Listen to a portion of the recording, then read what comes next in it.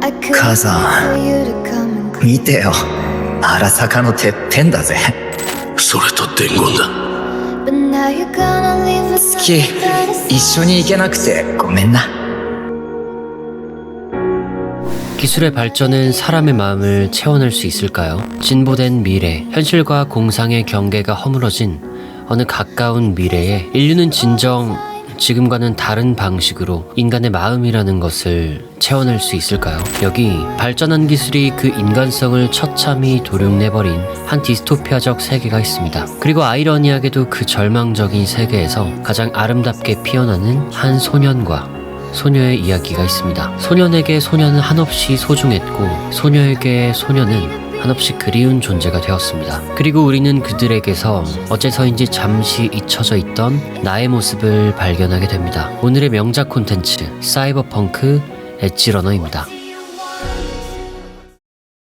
여기 학교에 가기 싫은 한 남자아이가 있습니다. 그 이름은 데이비드. 부족한 살림에도 좋은 학교를 보내고픈 엄마의 바람에 못 이겨 그는 매일 억지로 학교를 나가고 있습니다. 하지만 매일 같은 등굣길은 그에게는 따분하기만 한 일일 뿐이죠. 그러던 어느 날 어머니와 같이 차를 타고 가던 데이비드. 이내 도로에서 한 갱단의 총격전에 휘말리게 됩니다. 이 과정에서 어머니는 큰 부상을 입게 되죠. 급하게 구급차가 오긴 했지만 이곳은 돈이 지배하는 극단적인 자본주의 사회. 그와 그의 어머니에게는 심각한 부상을 치료할 수 있을 만한 돈이 없었습니다. 그렇게 제대로 된 치료 하나 해보지 못하고 친애하던 어머니를 잃어버린 데이비드. 또 평소 자신을 안이 꼽게 생각하던 동창에게 심각하게 선을 넘는 발언을 들어버리고 맙니다. 이윽고 그는 한 선택을 하게 되는데 그것은 엄마가 남긴 산데비스탄이라는 한 무기를 자신의 몸에 장착하기로 한 것이었죠. 그렇게 소녀는 모든 것을 잃어버린 채 인생의 이유를 찾기 위한 험난한 여정을 시작하려 합니다. 그리고 그 여정의 시작과 끝에서 루시라는 한 소녀를 만나게 되죠. 상실로 얼룩진 데이비드의 인생은 과연 어디로 향하게 될까요?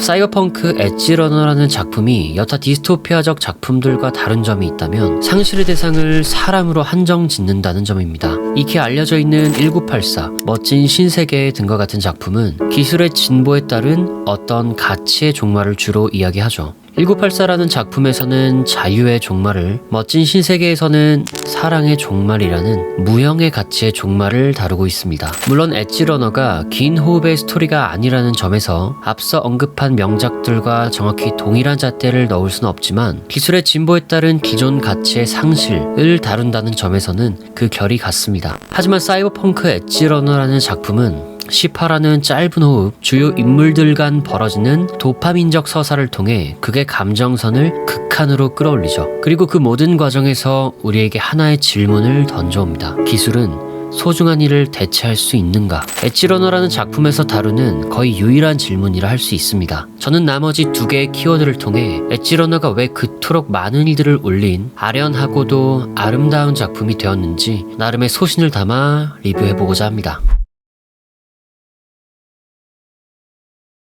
소중한 일을 잃은 이들은 변화합니다. 데이비드도 마찬가지였죠. 하지만 그는 엄마의 부재를 못 이겨 겉으로 큰 내색을 하며 어리광을 부리는 그런 어린아이는 아니었습니다. 오히려 나름의 돌파구를 찾기 위해 노력했죠. 하지만 그럼에도 데이비드에게 하나뿐인 엄마의 부재란 차 감당하기 힘든 것이었습니다. 그래서 데이비드는 악에 바쳐 산데비스탄이라는 무기를 통해 압도적인 힘과 기술로서 엄마를 죽인 사연을 짓밟고 그녀가 남겨놓은 꿈을 이루려 발버둥칩니다. 사이버 사이코라는 목숨이 달린 부작용이 있음에도 말이죠. 그렇다면 데이비드는 채워졌을까요?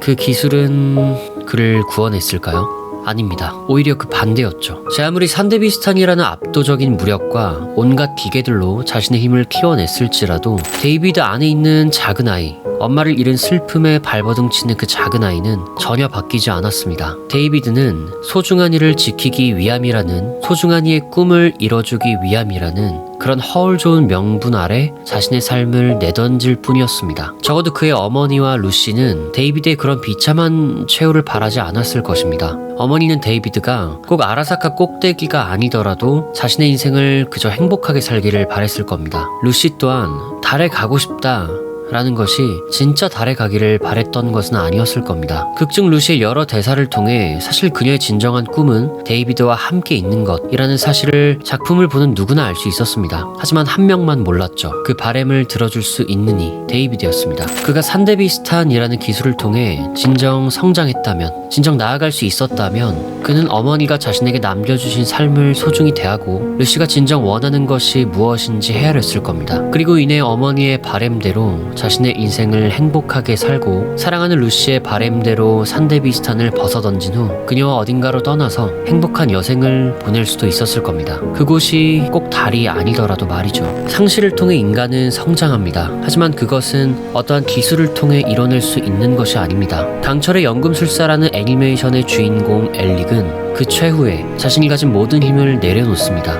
엘릭 또한 데이비드와 같이 엄마의 부재 라는 동기 아래에서 그 여정을 시작했습니다. 그리고 그는 압도적인 힘, 현재의 도를 찾게 되면 엄마를 되찾고 싶다라는 자신의 꿈을 이룰 수 있을 것이라고 생각했죠. 하지만 종국에는 압도적인 힘과 기술이 자신의 상실을 해결할 수 없음을, 상실에 대한 답은 자신 안에 있음을 깨닫게 됩니다. 그리고 그는 자신의 인생에서 진정 중요한 것이 무엇인지, 어떻게 인생을 살아가야 하는지 다시 한번 생각하게 되죠. 내면과 애면의 성장이라는 측면에서 비슷한 서사적 특성을 띠고 있는 두 작품이지만 결말에 가서는 두 주인공의 행보가 크게 다릅니다. 이는 데이비드가 압도적인 힘을 가졌음에도 그 내면은 전혀 성장하지 못한 한 명의 어린아이에 불과했다는 것을 보여주는 그런 메시지가 아닐까라는 생각도 들었습니다. 그렇다면 데이비드는 잘못된 인생을 살아간 것인가요? 그의 인생은 정녕 아무런 의미가 없는 것이었나요? 그렇다면 우리는 그의 죽음을 두고 왜 그렇게 많은 눈물을 흘렸을까요? 네, 그건 미련하고 미성숙한 우리들의 이야기였기 때문입니다. 어떤 시대에서도 가장 소중한 것이 있다면 그것은 무엇일까요? 기술이 없었던 과거에도, 기술이 진보된 미래에도 사람은 어떤 것을 가장 소중히 할까요? 사이버펑크 세계관에서 최고의 가치란 기술적 진보를 통한 압도적인 무력입니다. 이것만이 돈을 만들고 유의미한 인생을 허락하죠. 우리가 살아가는 시대에서는 일종의 명예, 돈과 같은 주로 외면적인 특징을 뜻하는 요소로 치환할 수 있습니다. 하지만 작품은 크게 두 가지의 순간을 통해 우리가 바라보는 외면적인 가치의 허영심을 뒤집습니다. 극중 사이버 사이코라는 부작용은 한 인간의 죽음을 초래할 수 있는 큰 질병이죠. 세계관 내에서 힘만을 쫓는 인생을 살아가는 이들은 자신이 기계인지 사람인지 혼동하는 순간을 맞이합니다. 그리고 종국에는 자신의 힘을 제어하지 못한 채 완전히 그 힘에 잡아먹혀 버리죠. 데이비드도 메인도 마찬가지였습니다. 하지만 사이버 사이코에 빠져있는 그들이 유일하게 정신을 차린 순간이 있었죠. 그것은 소중한 일을 마주할 때였습니다. デイビッド、俺はここで死ぬ。お前は生きろ。人より速く走れるんだろう。走り抜けろ。デイビッドわかる、私を信じてよ。デイビッド戻ってきて、戻ってきて。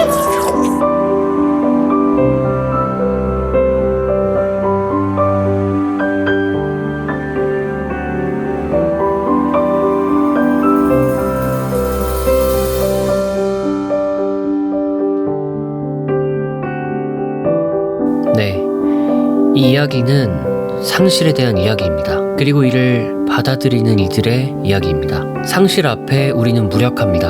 소중했던 이와의 그 기억 속에서 어쩌면 평생을 헤매며 살아가죠.